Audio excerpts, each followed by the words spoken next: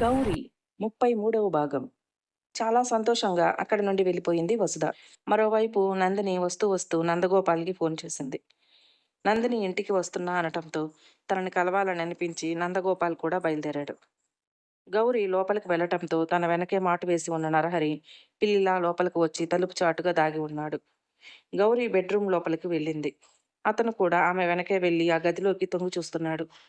గౌరీ బెడ్పై కాసేపు కూర్చుని ఏదో లెక్కలు చూసుకుని చాలా చిరాగ్గా అనిపించడంతో స్నానం చేయాలి అనుకుంది. తలుపులు వేయలేదని గుర్తుకు వచ్చి వేయటానికి బయటకు వచ్చింది. గౌరీ బయటికి వస్తుండటంతో అలాగే గోడకి నెక్కి నిలబడ్డాడు. గౌరీ ముందుకు వెళ్ళటం, నరహరి లోపలికి వెళ్ళి బెడ్రూమ్ గది తలుపు వెనక దాక్కోవటం జరిగిపోయాయి. గౌరీ డోర్ వేసి వచ్చి టవల్ తీసుకుని స్నానానికి వెళ్ళింది. ఈరోజు నా చేతిలో చిక్కావు గౌరీ అని అనుకున్నాడు నరహరి. అప్పుడప్పుడే ప్రజల్లోకి చొచ్చుకు వస్తున్న ఆయుధం స్మార్ట్ ఫోన్ నరహరి చేతుల్లో కూడా ఉంది. గౌరీ స్నానం చేసి బయటకు రాగానే కర్టన్ వెనక దాక్కుని దానితో వీడియో తీయటం మొదలుపెట్టాడు. ఎప్పుడూ బాత్రూంలోనే బట్టలు కట్టుకుని వచ్చే గౌరీ ఇంట్లో పిల్లలు కూడా లేరు కాబట్టి అలాగే బయటకు వచ్చింది. తల ఒళ్ళు మొత్తం తుడుచుకుని బట్టల కోసం తీసిన గౌరీకి అక్కడ నరహరిని చూసి మతిపోయింది. గౌరీ అలా కర్టన్ దగ్గరికి వస్తుందని ఫోన్ వీడియో ఆఫ్ చేసి జేబులో పెట్టుకున్నాడు నరహరి. గౌరీ అలా రాగానే వెకిలి నవ్వులు నవ్వటం మొదలుపెట్టాడు. ఎన్నో కష్టాలను అనుభవించిన గౌరీ ఈసారి విగుసుకుపోలేదు. చాకచక్యంగా ఆలోచించి అక్కడే బెడ్పై ఉన్న బెడ్షీట్ తీసుకుని చుట్టుకుని బయటకు వచ్చి నవ్వుతున్న నరహరిని బలం అంతా ఉపయోగించి బయటకు తోసేసింది. అలా అతను బయట పడిపోగానే డోర్ పెట్టుకుని బట్టలు వేసుకుని ఏం చేయాలో అర్థం కాక బెడ్పై కూర్చుండిపోయింది. ఒంటిపై పడుతున్న చెమటల్ని చీర చెంగుతో తుడుచుకుంటూ ఉంది. బయట డోర్ దగ్గర నరహరి గట్టిగా నవ్వుతూ, నిన్ను నేనే కాదు నా ఫోన్ కూడా మొత్తం చూసేసింది. ఇప్పుడు నువ్వు బయటకు రాకపోతే అలాగే బయటకు వెళ్ళి వీడియోని అందరికీ చూపిస్తాను. ఆ తర్వాత ఇక నీ ఇష్టం అని అన్నాడు. రేయ్, నీకేం కావాలరా అని అరిచింది. నన్ను ఎన్నోసార్లు అవమానించిన నీ జీవితాన్ని నాశనం చేయాలి. నీకు నువ్వుగా నా దగ్గరకు రావాలి. ఒక 5 నిమిషాలు మాత్రమే ఎదురు చూస్తాను. ఆ తర్వాత ఇక నువ్వు ఆగమన్నా ఆగకుండా వెళ్ళిపోతాను అని అన్నాడు చాలా కోపంగా. గౌరీ చకచక ఆలోచించటం మొదలుపెట్టింది. నరహరిని ఎలాగైనా ఎదుర్కోవాలి అని నిర్ణయించుకుని బయటకు వచ్చింది. ఎదురుగా నిలబడిన గౌరీని చూస్తూ, నాకు తెలుసు గౌరీ నువ్వు వస్తావని అనుకుంటూ గౌరీని చేరుకుని 2 భుజాలపై చేతులు వేశాడు. అంతే, మోకాలితో అతని మర్మస్థానంలో గట్టిగా తన్నింది గౌరీ. దానితో నొప్పితో విలవిలలాడిపోతూ కింద కూర్చుని గట్టిగా అరవటం మొదలుపెట్టాడు. అప్పటికే కాంతమ్మ అక్కడికి చేరుకుంది. అరుపులు వినిపిస్తుంటే జరగరానిది ఏదో జరిగినట్లుగా తెలుస్తుంటే గౌరీ గౌరీ అని గట్టిగా అరుస్తూ తలుపులు కొడుతూ ఉంది కాంతమ్మ. వెంటనే వెళ్ళి తలుపులు తీసింది గౌరీ. కాంతమ్మ లోపలికి అడుగుపెట్టి కింద నేలపై కూర్చుని మొత్తుకుంటున్న నరహరిని చూసి విషయం అర్థం చేసుకుంది. గౌరీ వెనక్కి తిరిగి నరహరిని చేరుకుని అతన్ని గల్లా పట్టుకుని బయటకు లాక్కొచ్చింది. అలా తీసుకొచ్చి వీధిలో విసిరేసి కొట్టింది. నరహరి పూర్తిగా నేలపై పడిపోయాడు. అలికిడికి ఒక్కొక్కరుగా అక్కడికి చేరుకుంటున్నారు. కాంతమ్మ గౌరీ పక్కగా వెళ్ళి, ఏం చేస్తున్నావు గౌరీ? నీ పరువు నువ్వే బజార్కేసుకుంటున్నావా? వాడిని లోపలే 4 తన్ని పంపిస్తే సరిపోయేది కదా. ఇప్పుడు ఇలా బజారులో పెట్టడం వల్ల అందరూ నీ గురించి ఏమనుకుంటారు అని అంది కాంతమ్మ. అప్పుడు గౌరీ చాలా గట్టిగా అందరికీ వినిపించేలా, నువ్వు ఎప్పటికీ మారవా? నా తప్పు లేనప్పుడు నేనెందుకు భయపడాలి? తప్పు చేసింది వాడు. ఒంటరిగా ఉన్న ఆడదాన్ని చెరపట్టాలని చూసింది వాడు. అలాంటప్పుడు నేనెందుకు భయపడాలి? ఎవరో ఏదో అనుకుంటారని నేనెందుకు సిగ్గుపడాలి? తప్పు చేసిన వాడు కదా తల వంచాలి.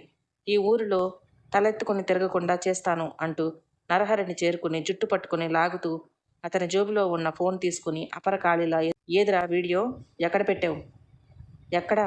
ఎక్కడ ఉంది అని అడిగింది. ఎలా చూడాలో తెలియని గౌరీ. కానీ నరహరి ఏమీ చెప్పటం లేదు. చుట్టూ ఉన్న జనాన్ని చూస్తున్నాడు.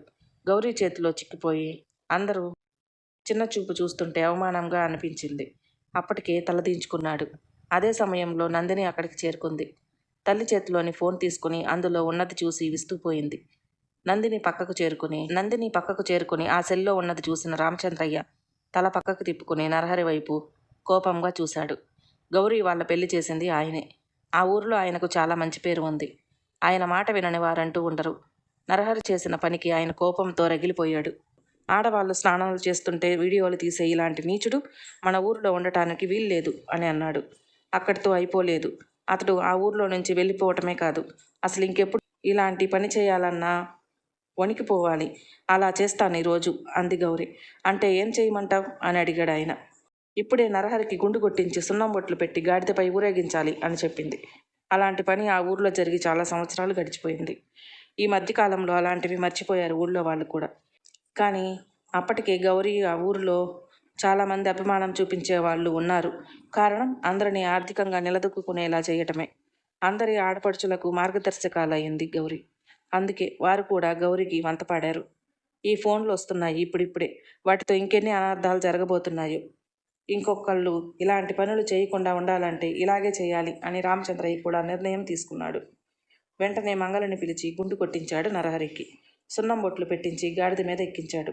గాడిదపై ఊరేగిస్తూ ఉండగా ఆ ఊరి పిల్లలందరూ నవ్వుతూ ముందు పరిగెడుతున్నారు.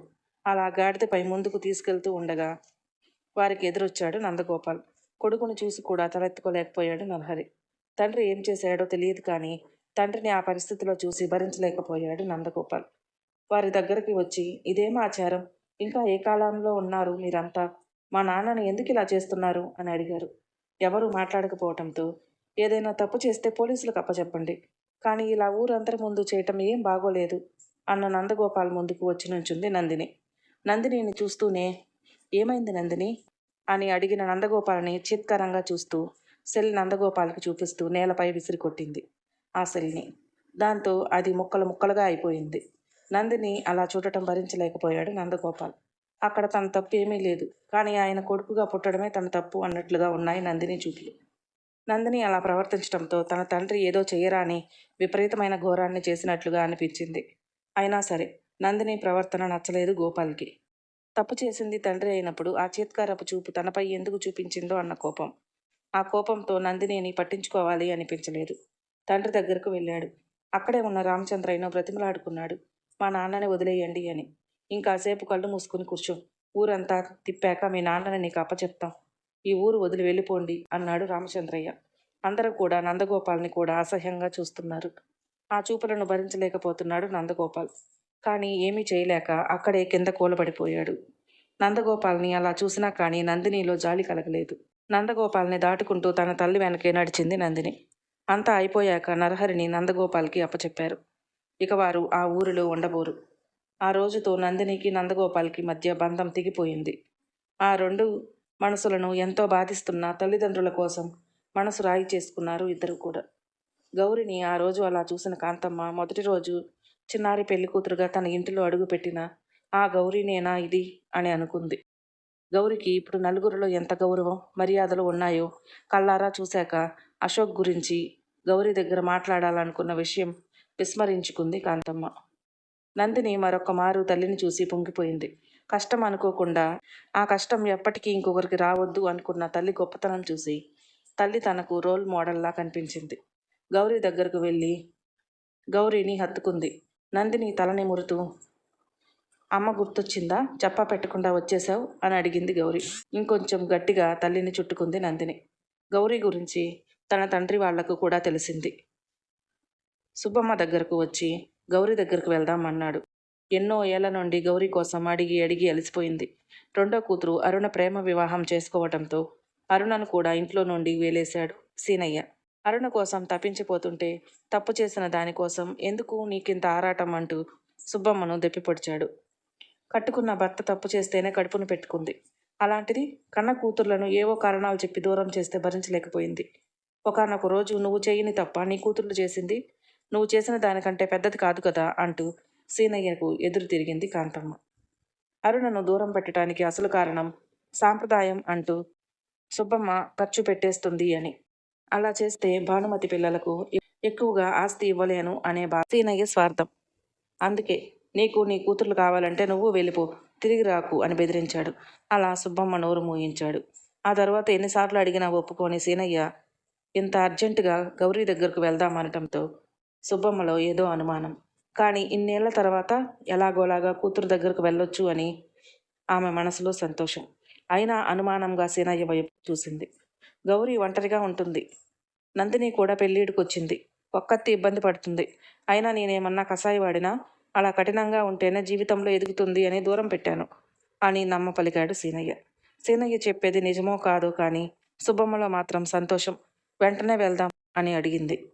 గౌరీ ఆర్థికంగా బాగుంది కాబట్టి ఏ పని పాట లేకుండా తిరుగుతున్నా భానుమతి కొడుకును ఏదో ఒక ఉద్యోగం ఇప్పిస్తుంది. ఇంకా వీలైతే నందినిని తన కొడుకుకి చేసుకుంటే అంతా తమ చేతిలో ఉంటుంది అనేది సీనయ్య యొక్క ఉద్దేశం. ఆ రోజు ఉదయం ఏదో పనిలో ఉన్న గౌరికి వారి ఇంటిపై వాలి ఒకటే అరుస్తున్న కాకి కనిపించింది. దానివైపు చూసిన గౌరీని చూస్తూ, మీ ఇంటికి ఎవరో చుట్టాలు వస్తున్నట్టున్నారు అంది పక్కింటావిడ. గౌరీ ఒక విరక్తితో కూడిన నవ్వు నవ్వుకుంది. ఇక తన ఇంటికి వచ్చే చుట్టాలు ఎవరున్నారు అనేది తన ఉద్దేశం. మధ్యాహ్నం వంట చేస్తున్న గౌరికి వాకిట్లో నుండి గౌరీ అంటూ ఆప్యాయత నిండిన పిలుపు వినిపించింది. ఆ పిలుపు వింటూనే ఎన్నో ఏళ్ల దిగులు తీరిపోయింది అన్నట్లుగా మనసుకు హాయిగా అనిపించింది. ఆ పిలుపు నిజమేనా, మేల్కొనే కలగంటున్నానా అనుకుని సంభ్రమాశ్చర్యాలలో ఉన్న గౌరీకి మరొక్కసారి ఆ పిలుపు వినిపించింది. అంతే, ఒక్క క్షణం కూడా ఆలోచించకుండా బయటకు పరుగు తీసింది. గుమ్మంలో నుంచున్న సుబ్బమ్మను చూస్తూనే వెళ్ళి మెడ చుట్టూ చేతులు వేసి భుజంపై తలవాలు చేసింది గౌరీ. గౌరీ తలను నిమురుతూ ఉండిపోయింది సుబ్బమ్మ. ఇలా ఇద్దరు కాసేపు ఉండిపోయారు. ఎన్నో ఏళ్ల ఎడబాటును చెరిపేస్తున్నారు. అప్పుడు చూసింది గౌరీ వెనకే నుంచుని ఉన్న తండ్రిని. తల్లిని వదిలి సీనయ్య దగ్గరకు వెళ్ళి తండ్రి చేతిలోని బ్యాగ్ని తీసుకుంటూ, ఎలా ఉన్నావు నాన్న అని అడిగింది. నువ్వు చాలా ఎదిగిపోయావు గౌరీ అన్నాడు అక్కడ పరిసరాలను గమనిస్తూ. బాగున్నా, నువ్వెలా ఉన్నావు అని ఆ తండ్రి నోటి నుండి రాలేదు. డబ్బుంది కాబట్టి బాగుంది అనే అనుకుంటున్నాడు. ఎంత మూర్ఖత్వం! గౌరీ కళ్ళలోకి చూసి తన కోసం ఎంత ఆరాటపడుతుందో గమనించలేకపోయాడు. మళ్ళీ వంట మొదలుపెట్టింది. తల్లితో కలిసి ఒకరికొకరు అన్ని విషయాలు పంచుకుంటూ వంట పూర్తి చేశారు. తల్లిదండ్రులతో కలిసి చాలా కాలం తర్వాత భోంచేసింది తృప్తిగా. సాయంత్రం పిల్లలిద్దరూ వచ్చారు. అమ్మమ్మను పిల్లలకు పరిచయం చేయాల్సిన దౌర్భాగ్యం వచ్చింది గౌరీకి. పిల్లలు తన కోసం బంధువులు రావటం, అది కూడా అమ్మమ్మ కావటంతో సంబరపడిపోయారు. నందిని రాలేదు చూస్తున్నాడు సీనయ్య. అది గమనించిన గౌరీ, నందిని హాస్టల్లో ఉంది నాన్న అని అంది. అదే చూస్తున్నా అమ్మా, ఇప్పుడు నందిని పెళ్ళిడికి వచ్చి ఉంటుంది కదా. భానుమతి కొడుకు నవీన్కి మంచి ఈడు జోడు అవుతుంది, అందుకే వీళ్ళిద్దరూ కాదనిపించింది అన్నాడు. అప్పటికి కానీ భర్తలోని స్వార్థబుద్ధి సుబ్బమ్మకు తండ్రి వచ్చిన ఆంతర్యం గౌరికి బోధపడలేదు. కానీ ఏమీ అనలేకపోయింది గౌరి. చిన్నగా నవ్వి ఊరుకుంది. మళ్ళీ సీనయ్యనే చెప్పటం మొదలుపెట్టాడు. అయినా ఈ కాలంలో పిల్లల్ని హాస్టల్లో పెట్టొద్దమ్మా, ప్రేమ దోమ అంటూ మనకు అందకుండా పోతారు. అయినా నీకు ఏం తక్కువ, కట్న కానుకలు దండిగా ఇచ్చుకోగలవు, నందినికి పెళ్లి చెయ్యి అన్నాడు. అది కాదు నాన్న అని ఏదో చెప్పబోతున్న గౌరీ మాటకు అడ్డు వస్తూ, అర్థమైంది, ఒంటరిగా చేయలేకపోయావు అంతే కదా, ఇప్పుడు నేను వచ్చాను కదా, అన్ని దగ్గరుండి నేను చూసుకుంటాను, ముందు ఒక్కసారి నందిని ఇంటికి పిలిపించు అన్నాడు సీనయ్య. ఇప్పటికీ మారని సీనయ్యలోని స్వార్థబుద్ధికి గౌరీ ఎలా సమాధానం చెప్పబోతుందో మరో భాగంలో తెలుసుకుందాం. మన వీడియోలు మీకు నచ్చినట్లయితే ప్లీజ్ లైక్ చేయండి, షేర్ చేయండి, సబ్స్క్రైబ్ చేసుకోవటం మాత్రం మర్చిపోకండి. Thank you.